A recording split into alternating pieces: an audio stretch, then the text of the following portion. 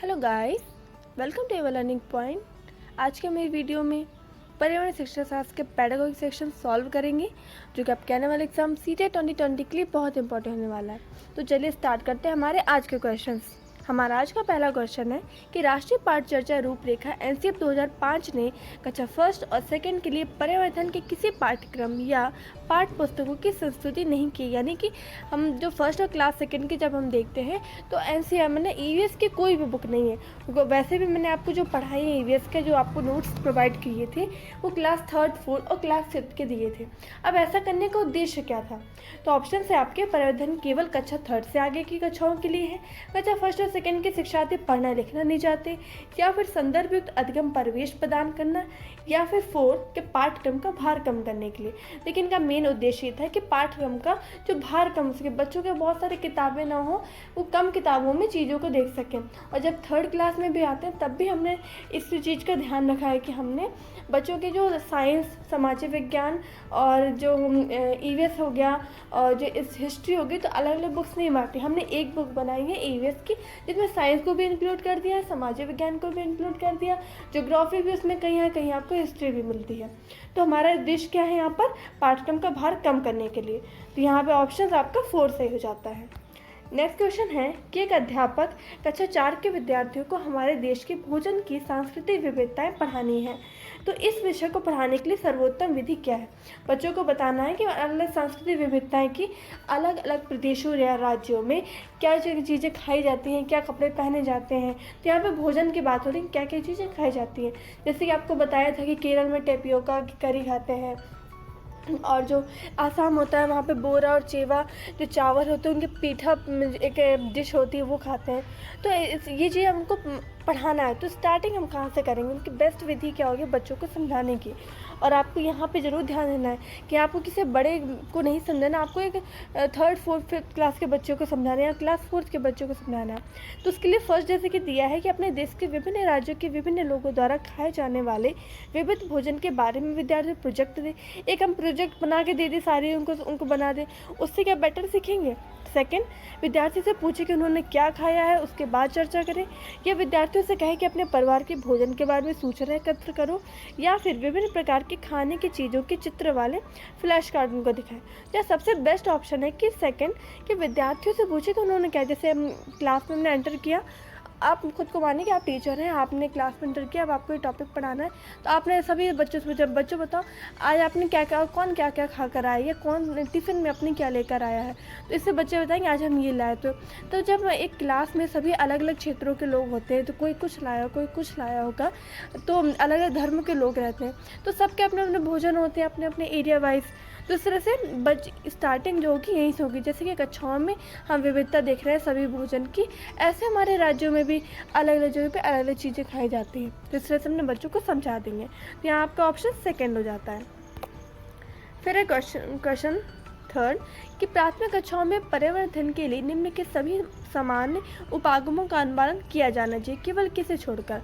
देखिए, मूर्त से अमूर्त, मूर्त से अमूर्त का मतलब होता है कि जो चीज़ हमें दिखाई देती है उससे हम स्टार्ट होकर जो चीज़ें हमें नहीं दिखाई देती। जैसे कि अगर हमें बच्चों को एक विटामिन सी विटामिन के बारे में बताना है, तो हमने क्या किया, उनको नींबू दिखाया, तो वो नींबू तो वो देखते हैं जानते हैं, देखो बच्चों नींबू है।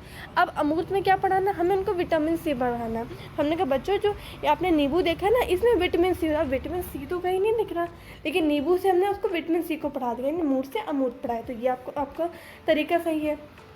फिर है सरल से कठिन। ये तो वैसे भी आप जानते हैं कि हमें पढ़ाने में सरल से कठिन चीज़ें, पहले छोटी छोटी चीज़ पढ़ानी, फिर हमें किसी बड़ी चीज़ को समझाना है। तो ये भी सही है।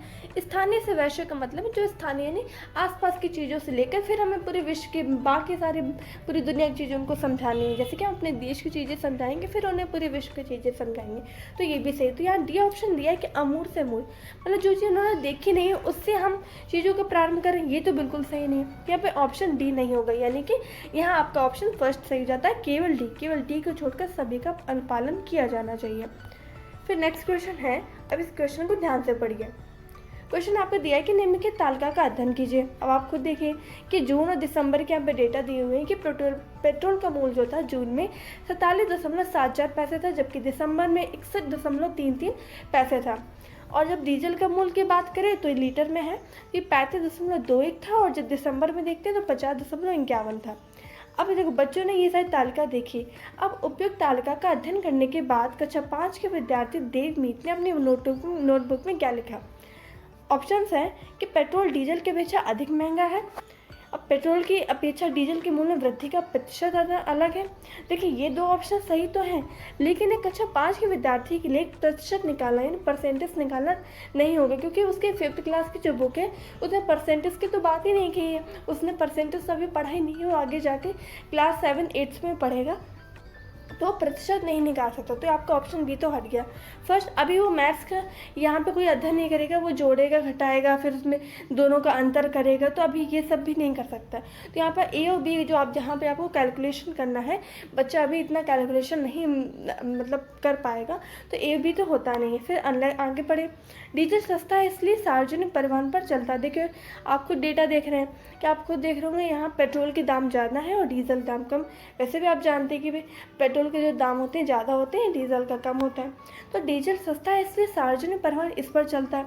ये बच्चों को पता होगा कि हम या बच्चों को हम बता सकते हैं कि देखिए आप लोग डीजल होता है सस्ता होता है, उसको वैसे चीज़ टीचर ने बताया, तो इससे सार्वजनिक परिवहन इस पर चलता है। आप लोग जो बस होती है हमारी, ये सब चीज़ें जो होती हैं ये डीजल पे चलती हैं। और 4, डीजल पेट्रोल से सस्ता है, इससे लोगों को डीजल वाली गाड़ियाँ खरीदनी चाहिए। बच्चा ये भी अभी सोच सकता है। तो यहाँ आपको जो ऑप्शन सही होगा कौन सा, यहाँ पे आपके निष्कर्ष की बात हो रही है, तो यहाँ पर फर्स्ट यानी सी एंड डी निष्कर्ष होंगे।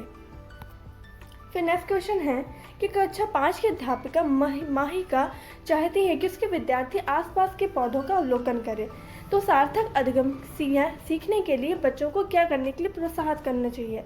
फर्स्ट, कि समझने कि पौधे हमारे लिए उपयोगी हैं, बच्चों को इसके लिए प्रोत्साहित करना चाहिए। अधिकतम पौधों के नाम लिखवाना चाहिए, या उनकी ऊंचाई, पत्तियों, गंध और उनके उगने के स्थान में अंतर का अवलोकन करना, या समझना कि पौधे भी सजीव होते हैं।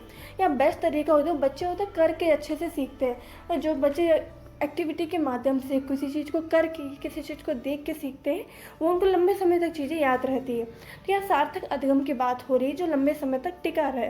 तो इसके लिए बच्चों को उनकी ऊंचाई, उनको उनके पत्तियाँ दिखानी चाहिए, उनको गंध सूंघ, आप उनको सूंघ कर देखिए कैसे हैं, या उगने का स्थान बच्चे देखेंगे इस मिट्टी पर उग रहा है, ये पौधा जो नागफनी है तो बालुई मिट्टी या बलुई क्षेत्र में हो रहा है। तो उससे जब बच्चे ये सारी चीज़ें देखेंगे उनको ज़्यादा लंबे समय तक चीज़ें याद रहेंगी, या उनको प्रोत्साहन मिलेगा, उनको एक मज़ा आएगी चीज़ें करने में। यहाँ पे आपका ऑप्शन थर्ड सही हो जाता है।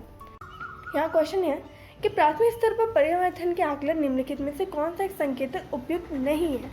अब नहीं के बाद प्रश्न पूछना, ये प्रश्न पूछना बिल्कुल सही होता है। आपको पहले भी बता दीजिए, एक ही पॉइंट है कि अगर बच्चा प्रश्न पूछता, अगर आपको ऑप्शन मिलता तो वो ऑप्शन आपका सही होगा। तो प्रश्न पूछना तो है। न्याय और समानता के प्रति चिंता, ठीक है, बच्चों को ये सब चीज़ें क्यों पढ़ाई जाती है ताकि वो ये सब कुछ चीज़ को जाने, तो ये भी है। सहयोग की भावना को तो हमको प्रोत्साहित करना ही है ताकि बच्चे सहयोग से ज़्यादा अच्छे सीखते हैं, अपने साथियों से अच्छा सीखते हैं। 4th, स्मरण। देखो रटना, स्मरण करना, याद रखना, परिभाषाएं रखना, ये सारी चीज़ नेगेटिव में आती है, तो आपका यही ऑप्शन सही नहीं होगा। तो संकेतक उपयुक्त क्या नहीं है, अब स्मरण रखना, यानी आपका ऑप्शन 4 सही हो जाता है। फिर एक क्वेश्चन कि आपके प्रधानाचार्य ने आपको कहा कि कक्षा 5 के विद्यार्थियों को शैक्षिक अवलोकन यात्रा के लिए ले जाएं, यानी बच्चों को घुमाने ले जा रहे हैं, और वो घुमाने का हमारा उद्देश्य है कि उनको कुछ शैक्षिक चीज़ें दिखा सके। तो इस अवलोकन यात्राओं को सार्थक बनाने के लिए जैसे ट्रिप पे ले जाते हैं ना बच्चों को, या हम जैसे कोई बड़ी सी जगह ले जाए, या कोई म्यूज़ियम ले जाए, या फिर जो चिड़ियाघर वगैरह ले जाए, तो उनको चीज़ों के अवगत कराने के लिए हम ले जाते हैं। तो इस यात्रा को सार्थक बनाने के लिए आप अपनी योजना में क्या सम्मिलित करेंगे। ऑप्शन है जहाँ जाना हो उसके बारे में जानकारी प्राप्त करने और पढ़ने के लिए विद्यार्थियों को कहना।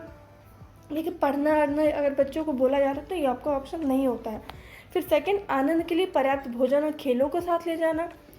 हम तो उनको शैक्षिक चीज़ों को ले रहे हैं, हमें आनंद ही बस उनका उद्देश्य नहीं, तो ये भी नहीं होगा। थर्ड, ये सुनिश्चित करना कि विद्यार्थी अनुशासित रहे और उनका उस स्थान का शांतिपूर्ण अवलोकन करें। देखिए शांतिपूर्ण अवलोकन करेंगे, बस देखते रहेंगे, चीज़ें नहीं सीखेंगे। जब तक बच्चे प्रश्न नहीं पूछे, उत्साहित न हो, तो ऐसी चीज़ें नहीं। अनुशासन वगैरह का हमें इतना ख्याल नहीं रखना है कि बच्चे हमसे प्रश्न ही ना कर पाए।